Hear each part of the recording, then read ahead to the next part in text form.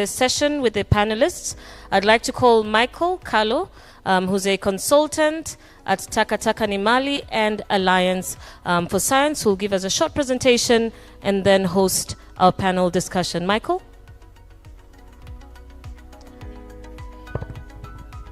Good afternoon.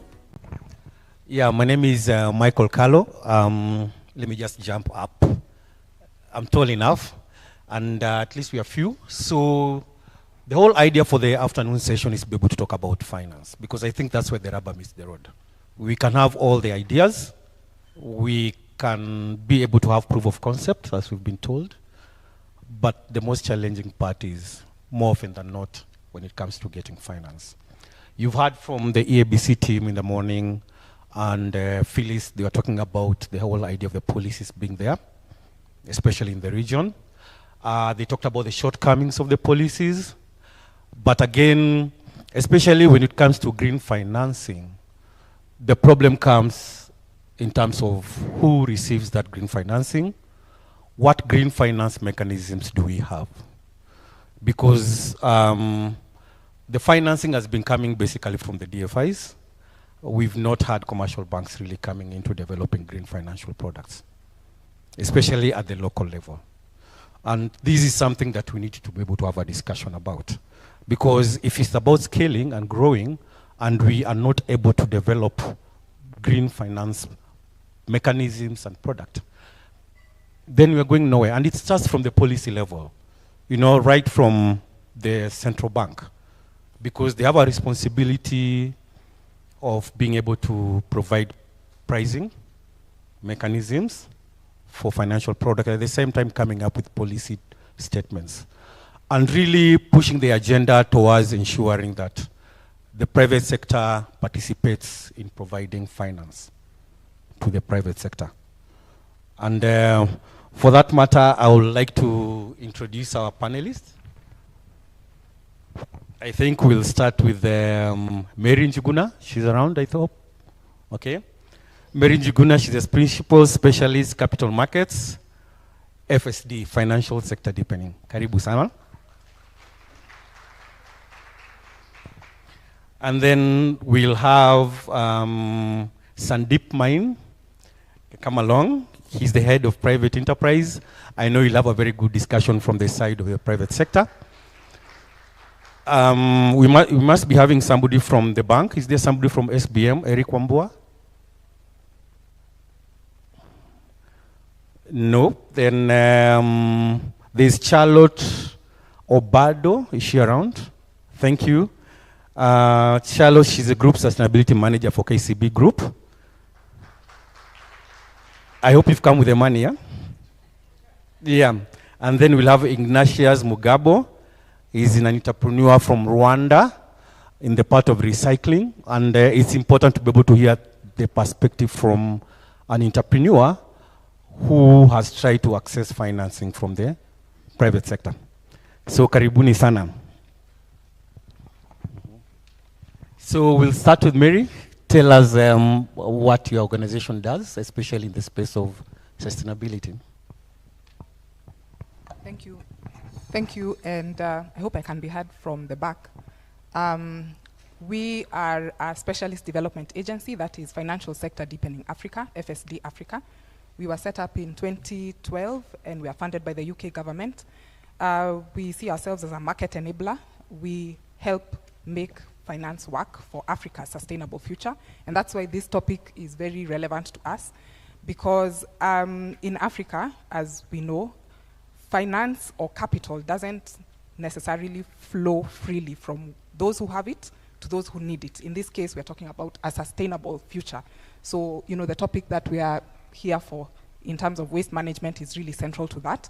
And so we find that whether it's in the systems, in the enabling environment, market infrastructure, or even just being able to catalyze that and mobilize that capital in the private sector doesn't quite happen as effectively as it should. So what we do is we provide technical assistance to help unlock some of these market failures. And we do that by working, one, on the enabling environment with policymakers, regulators, to unlock some of those hiccups or challenges that make finance not flow as it should. We also provide technical assistance to support demonstration transactions in the capital market. The transaction that Mike mentioned is actually one of those that we've supported, and there are several others we've supported in many other markets. To date, we've supported the capital raising of more than $400 million in different African markets. Thank you. Okay, thank you. So, Deepak, I know KPMG are big with sustainable future. Tell us about it. Right, good afternoon, everyone. Hope we have not overeaten. I know afternoon sessions, we usually doze, but anyway, as introduced, my name is Sandeep Main and I work with KPMG. I don't need to say how long KPMG has been in the market. I think it's well over 75 years. And KPMG globally embarked on an agenda of the ESG. So we have dedicated about $5 billion 2 years ago, and now we're in the third year of implementation. And we have been, looking into different spheres of the ESG agenda and bringing it home. We have a specific unit within KPMG that deals with funding, looking at green financing, what our entity is doing to then achieve that circular, economy. And I hope you all know that is, zero waste. It's easier said than done, I can assure you that. And I heard Mike talk about it, and maybe I'll speak later on why there's not much traction around that. But KPMG in the space of ESG is big, having invested that amount of money and putting in place a lot of control. So we do ESG strategies. We are involved in assurance, not yet, but something coming up, and ESG reporting. Thank you. Okay, thank you. Charlotte, now it's your turn. Tell us about KCB.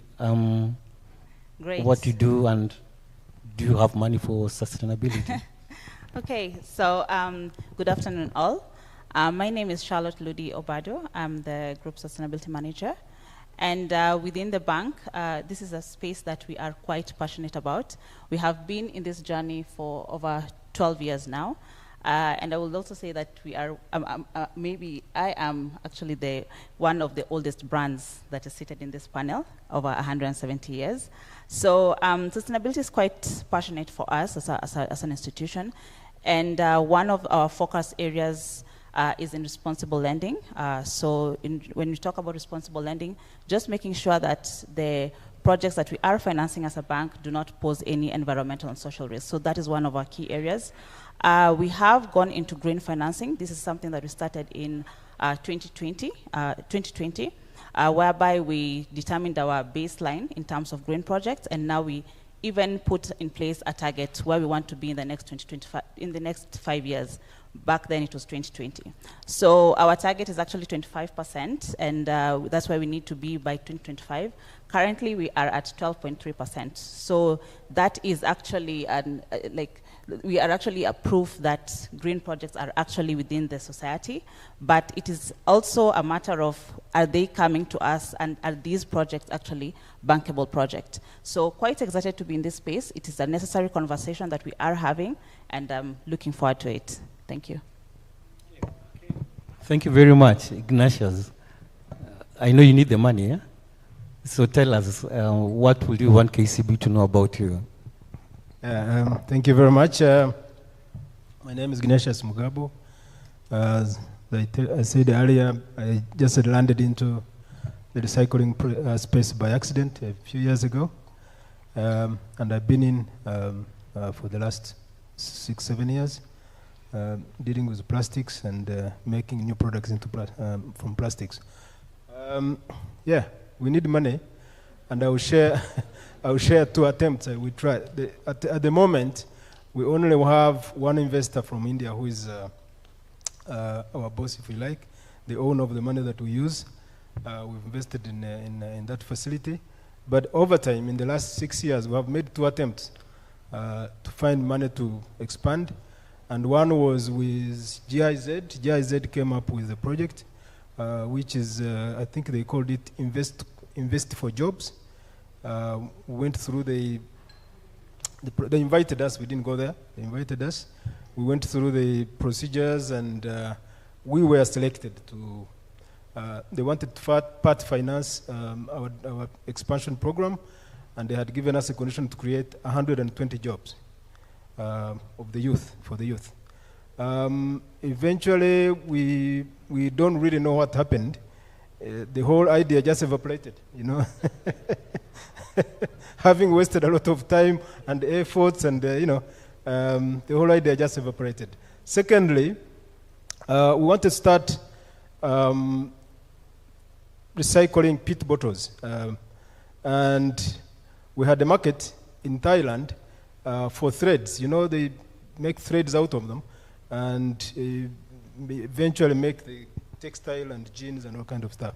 So we did the research, and we found out that in Rwanda, the PET bottles we have are not enough to warranty a private investment.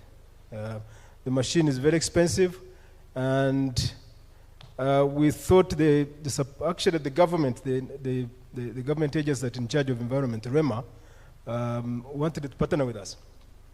So to part invest, and then we start recycling those bottles.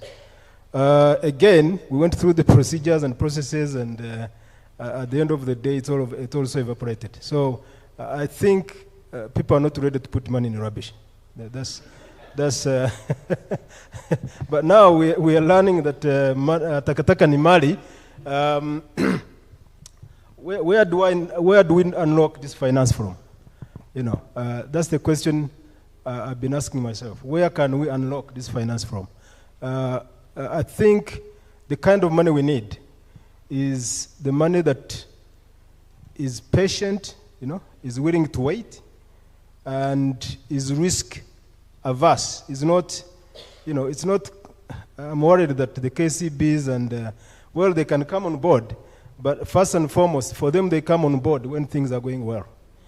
So if you approach them in the first place and say, "Oh, I need some money to invest in rubbish," they just laugh at you. Yeah. But if we can get the money from the GIZs and FCDOs and you know, and then kickstart the sector, then the banks will realize when we start generating income, the banks will come on board.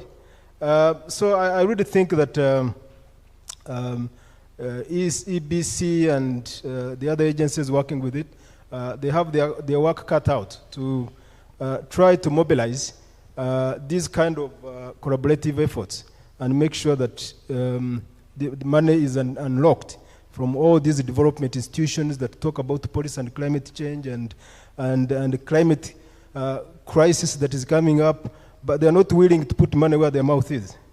So it's time they should start putting money where their mouth is, and that's in order to avert that climate crisis that they're talking about all the time. So it's a challenge, but I think it's a challenge that can be overcome with all these collaborative efforts and discussion. Thank you. Okay, so back to Mary.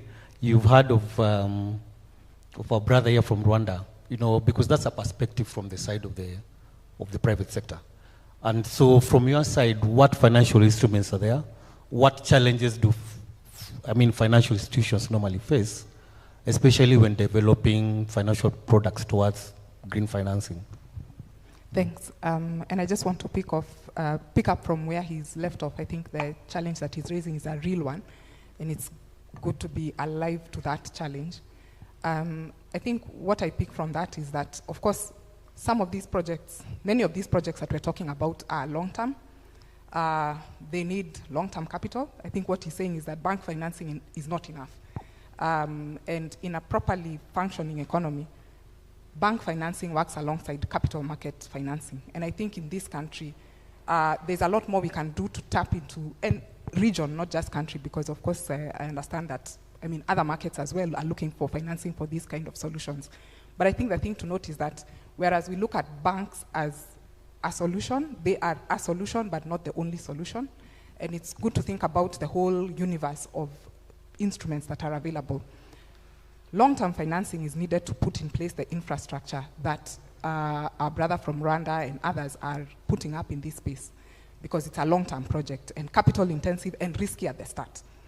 And I think when you think about the kind of business model, the life cycle of some of these projects, one then needs to think about what capital is needed when.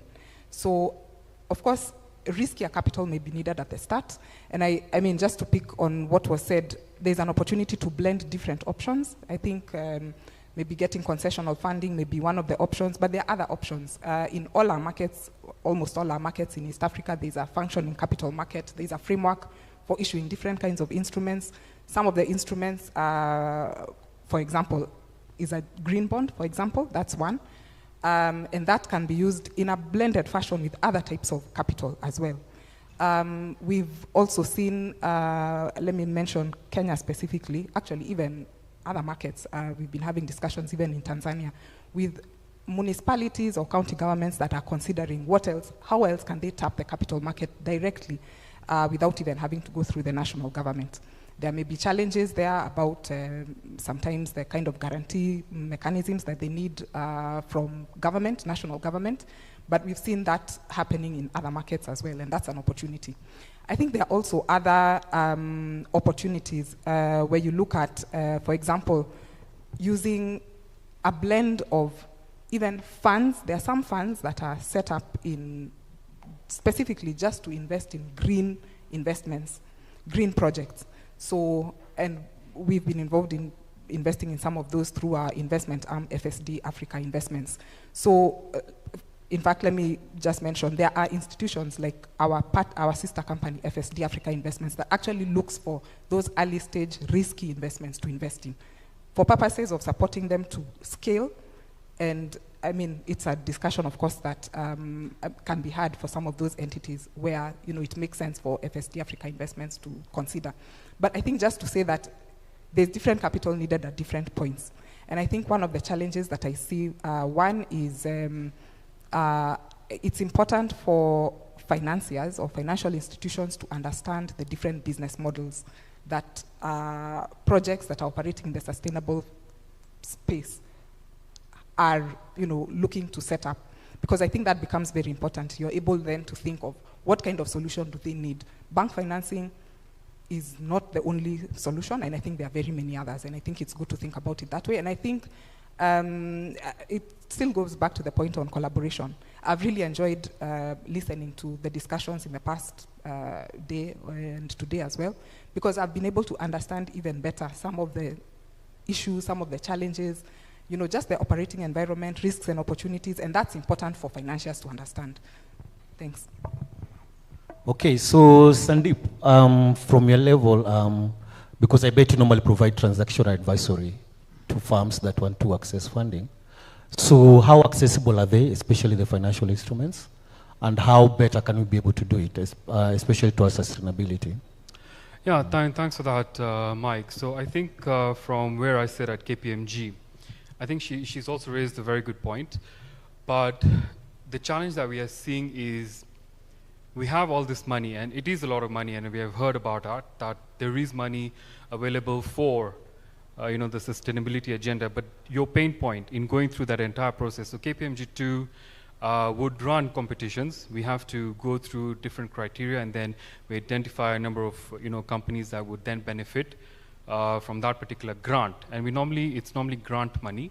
But once the grant is given, the question is, how is it actually used? In Kenya, in East Africa, and maybe even in Africa, I think companies are still trying to, you know, dribble between profits and ESG agenda. We were here talking about, are we ready from an environmental perspective? How do we then, what are the laws and regulations that would support? So one leg is to look through, and then you can do a very good proposal, by the way, say that, look, I have the land, I'm going to do this, I want to, you know, have zero waste. But then when you get the money, that money is reused as capital to then grow your business. But now the accountability aspect is where I think we're struggling with. So even banks do have significant amount of money given to them, sitting with them, you know, to fund such initiatives. But then the issue is that the criteria that they have to look through, I think, is where the challenge then arises from. Do you meet the criteria? No. If you do not, then you do not get the funding. What happens to that money? And maybe my colleague, fellow panelists, will tell us, maybe they reinvest in government bonds. So that's called greenwash. You are sitting with the money, but you cannot give the money to the person who needs it because you too are not sure, are they going to use it for the right impact or not? The issue that we have, I think, in Africa and East Africa and Kenya is that we are not regulated. We are not required to report if you don't have any accountability on how that money is spent, I think that's where things go south. And then when you go for a second round, someone will be like, hang on, I think I saw you before. How did you use that money? And then like, oh, you know, I needed to buy machinery for manufacturing of my plastic or whatever. Nothing to do with, you know, not necessarily, you know, but generally I think that's the experience that we're seeing. There are others who then go and invest in that, you know, equipment. And you must have seen from a Kenyan perspective, in the finance bill, there's a proposal to tax the purchase of that equipment for installation, for plastics, specifically for plastic recyclers, but the conversation is bigger than that. If from a Kenyan perspective, we're already saying that we're going to tax you for recycling, talk about the rest of the taxpayers. Do they really want to invest and pay tax on 16% to import an equipment, duties, you know, levies and whatnot? That funding, 50% could go into tax. What are you left with? So I think that's it's a bigger conversation than just saying that, can I get the money? It's about, are the laws, regulations supporting me? Do we have ESG standards? I can tell you, no, we don't. But likely we are going to align, and maybe by 2024, 2025 latest, all companies will be required to report on the ESG. That would now be a compliance matrix as opposed to a voluntary scheme. Yeah, thank you. Thank you. So, Charlotte, I mean, question is, should you really consider ESG as a matrix for providing financing?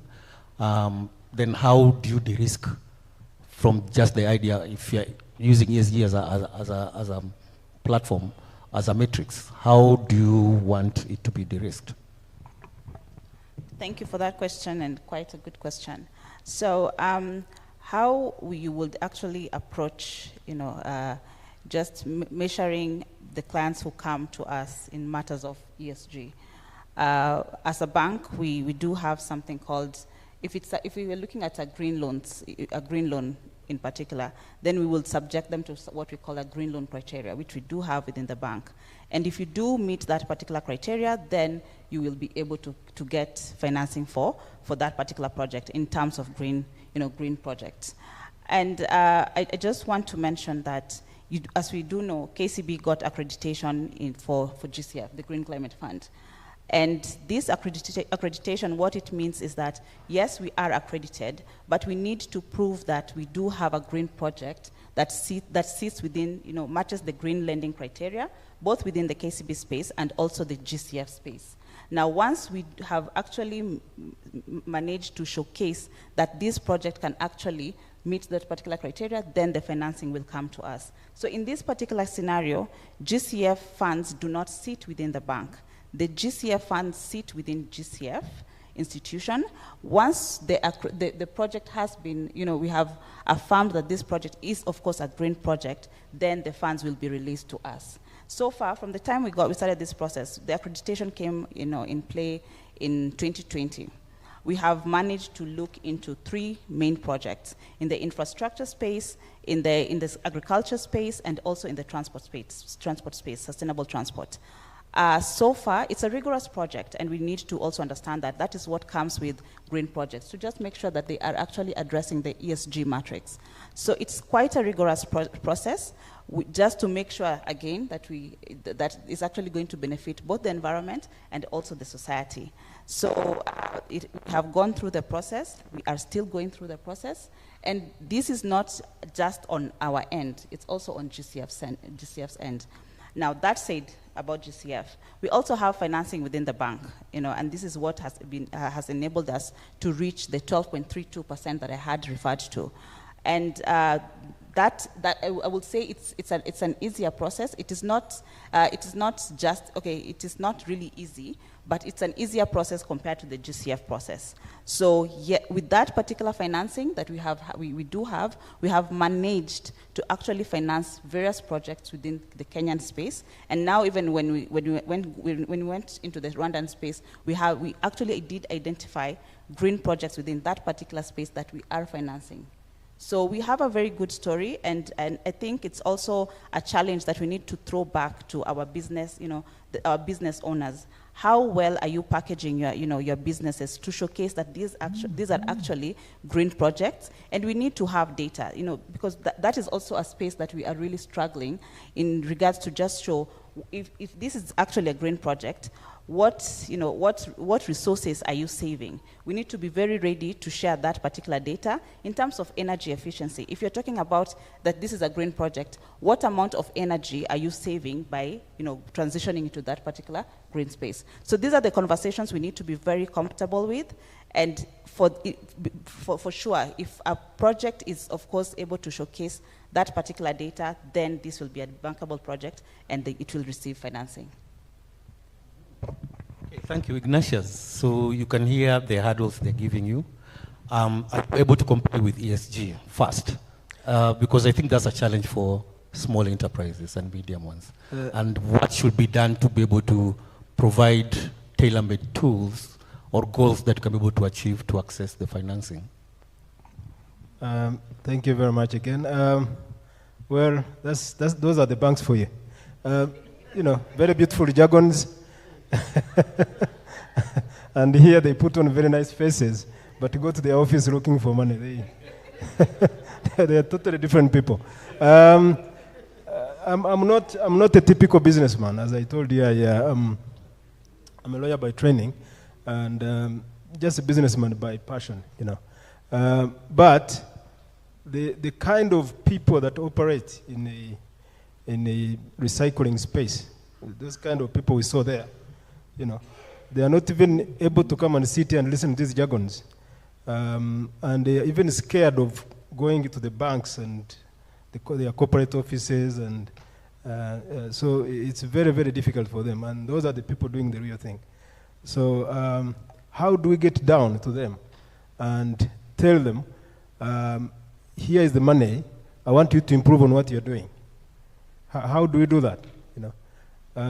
So I hope before we leave here, we should talk to those people. I had time, I think I went around with CEO Carissa, and we spoke to some of them, and they have great ideas to turn rubbish into products. But they don't have resources to do it. They're on a large scale. They're just struggling on their own. Now, I think the other financing options we need to look at, and probably EBC should look at maybe doing some research on how some of these financing options can be available. I was sharing with him yesterday. A few years back, I visited a friend in Uganda at his farm. And he took me around he had a big forest. And he told me that he earns $800,000 from carbon trading. So those trees, and we have a lot of trees back home and here, all over, but he was earning money from those trees. So carbon trading there's a lot of money locked into it on the global level, but that money does not come down to the people who do the real thing. So how can we help them? And the carbon offsetting, I think they call it. So you offset the bad carbon that other people put up in the air, and then you go and sell the credits to them. You say, okay, for example, I'm recycling 60 tons of waste every month. That's equivalent to how much in terms of carbon something? So give me the money so I can go and do more. That's the kind of things we should be looking at, and bring it to the level those people level which they can understand. Thank you. Okay, thank you. So Mary, as you've said, we have more markets that private sector can be able to seek financing, and one of them is basically the security exchange. How do you see them getting into this space, especially is it possible for them to develop a unique product targeted at providing green financing? Can we have a particular segment in the security market which can be able to provide funding or investment or be listed that are targeted towards sustainability and are able to achieve ESG goals?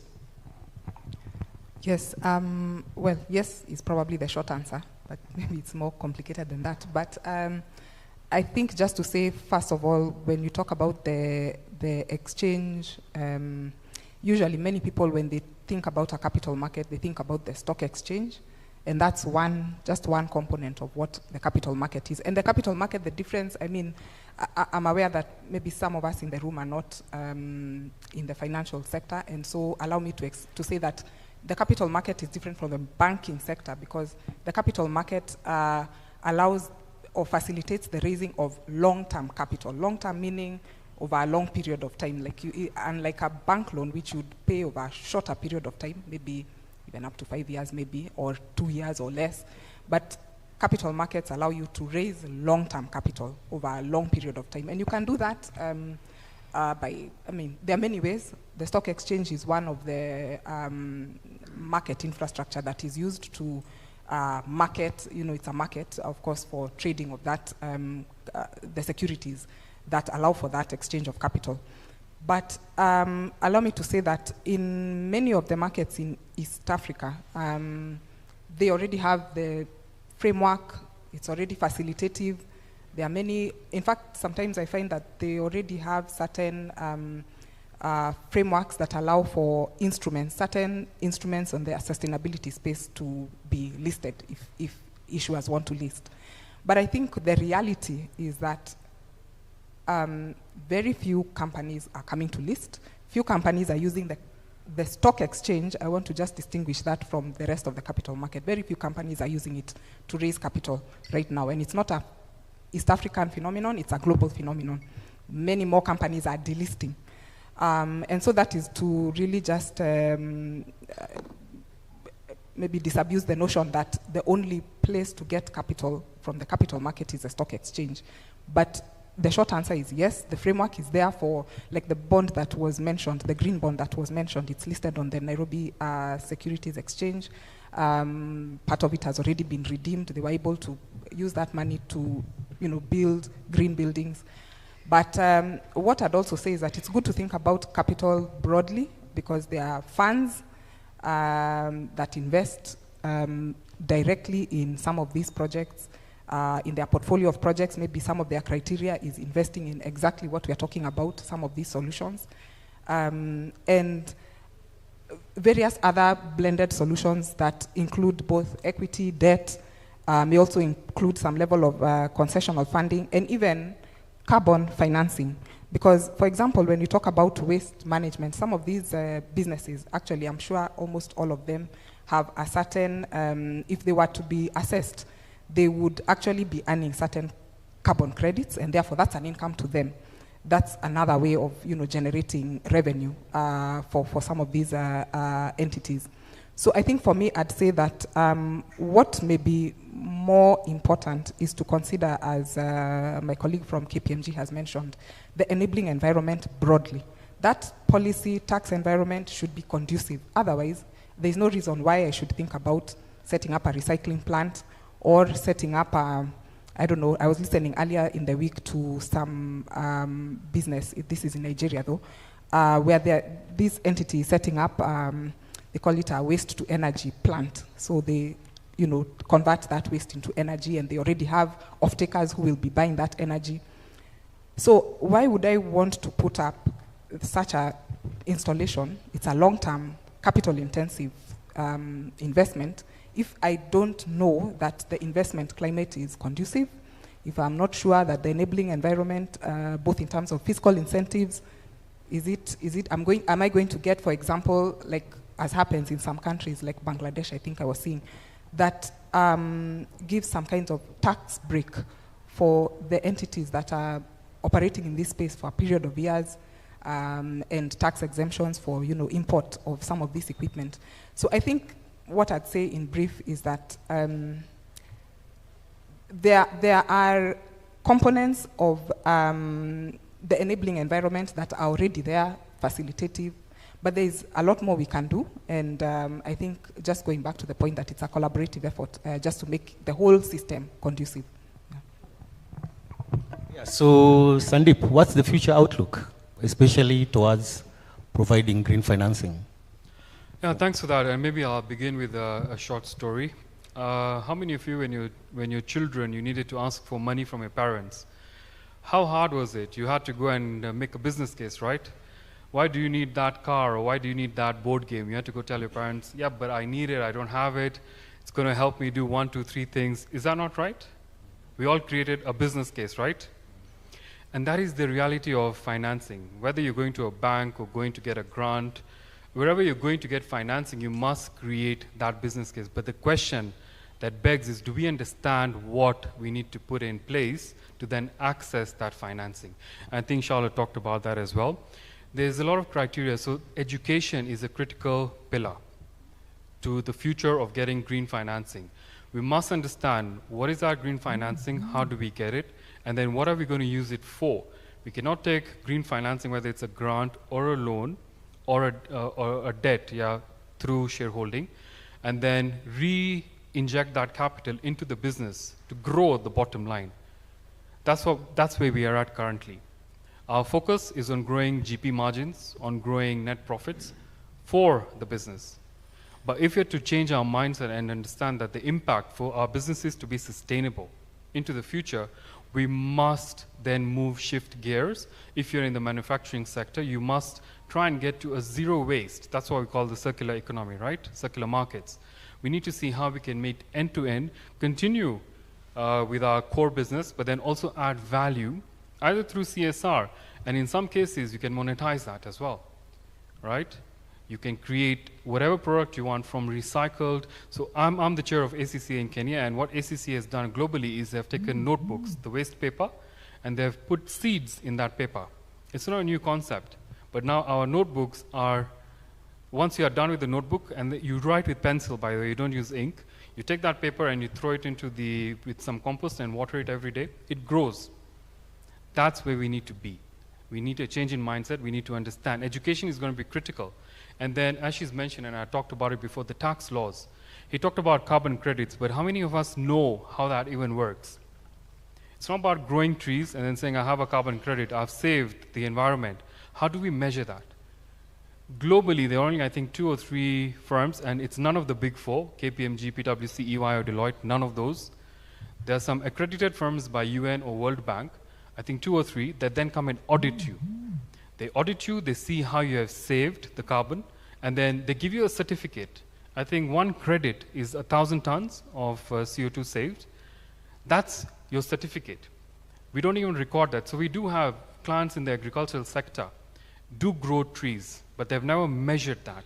We take it as a biological asset for accountability, but they're also generating carbon credits, but we never measure that.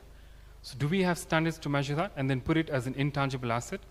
And then we must understand that Africa does not have a compliance market. It's voluntary. It's for you to decide. How many saw Kengen getting some 300 odd million Kenya shillings for carbon credits in the papers? We saw that? You saw that, right? You generated them, but do you know they're going to be taxed at 30%?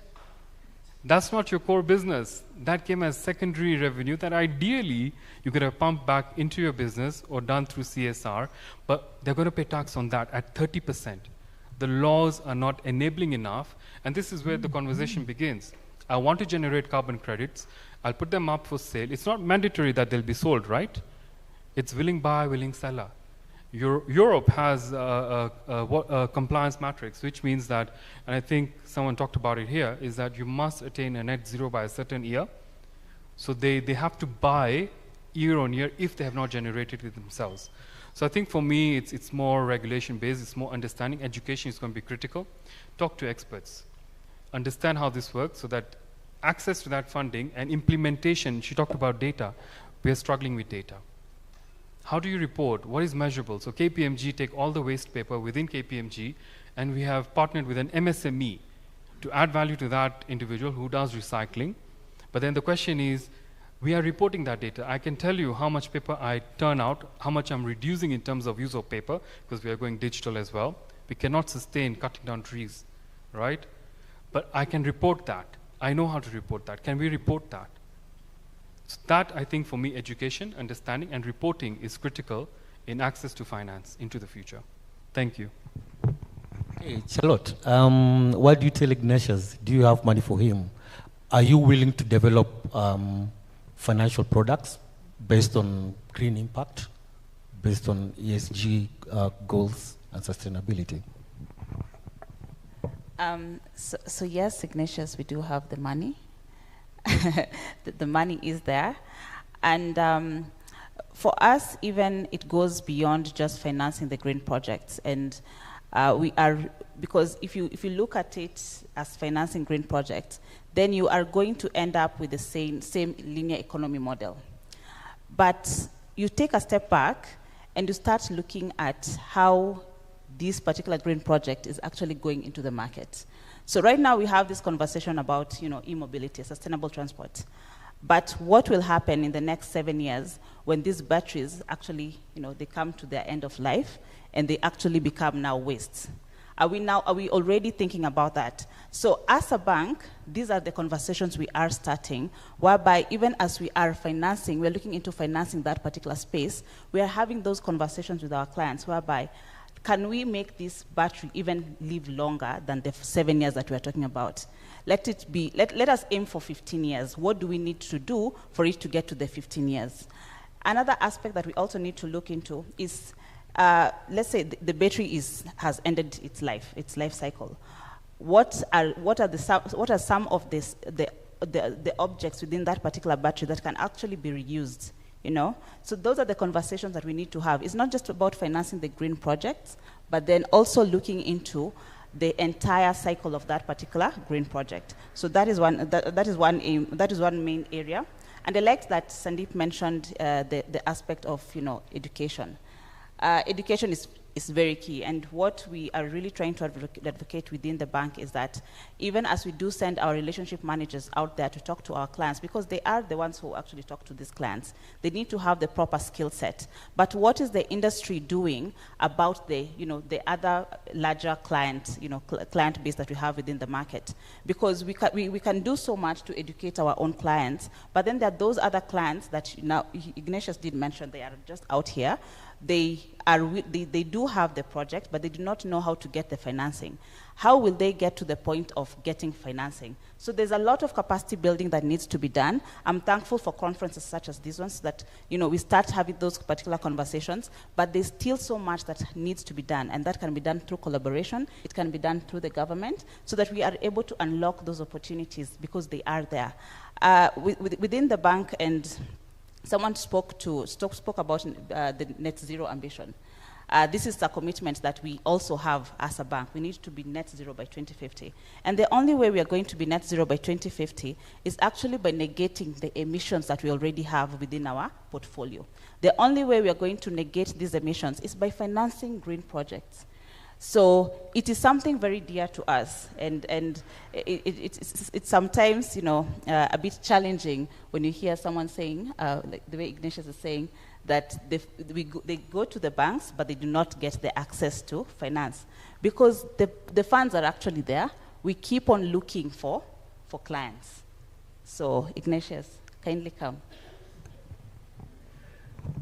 So Ignatius, tell us, are you able to meet the requirements, especially towards disclosures and reporting? That's the issue. What's the way forward? Charlotte, I know the money is there, but getting it is a problem, and getting it into the trash, to turn trash into earth. Let's get to practical. And I think, as I said, those are the people who need the money. Those are the people who do the real thing. And some of you may even live here without buying anything from them. One guy there was telling us the challenges facing. He showed us a document that has been made by a UN agency. They're highlighting his work, and they're not helping him. So we said, did they give you any help? They said, no, I don't even know how they got my work. So those are the challenges. I think probably CEO Chris and and Mary should think about this, creating a Takataka financing fund, you know. So all these people with very nice jargons, they can drop a coin in that fund, you know, and then the people down there can come to you. They can access you more than they can access them. They can come to you because you're already in the Takataka business. And if you go out and tell them, oh, I have a Takataka financing fund, they will definitely come and talk to you. So, so you can be able to look around and go to these development institutions and talk to them. You know, and one drops in 100,000, another one drops in 10,000, and you know, and you create that fund. Those people don't need a lot of money. You know, $10,000 can go a long way with them. You know, so another financing model we need to look at, I think, it's a PPP model. You know, if some of the big companies, KCB, for example, can look up to a cooperative that is in the finance, in the recycling space, and talk to them and say, look, I want to help you, I want to partner with you. You know, you can develop more products from recycled material, and I'm willing to progressively finance what you're doing, as you know, call it equity or whatever you call it. But that's what they need. Otherwise, if we wait that they will come to your corporate offices looking for money and listening to your jargons and going through the paperwork and the bureaucracy and all that, forget it. Theirs is just to do the thing. You know, what they need is for us to go to them and say, look, I like what you're doing, and I can help you with A, B, C, D.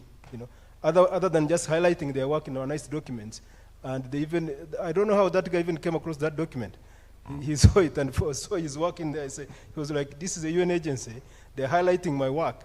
They're even using it in their own, you know, space. And I don't know how they got it. And they're not supporting me to do more and to improve. You know, so I think those are the challenges. We need to go down to them rather than waiting for them to come to us. Thank you. Yeah, so I hope you realize there are so many steps to cover to be able to basically converge, to be able to provide products that are needed by the private sector, and at the same time for the financiers to be able to make some money out of their financial products. So thanks so much, Sandeep. Thanks, Mary. Thanks, Charlotte. Thanks, Ignatius. It was a very good discussion. Thank you very much. Excellent. Another proper round of applause as they exit the stage. Thank you so much. To help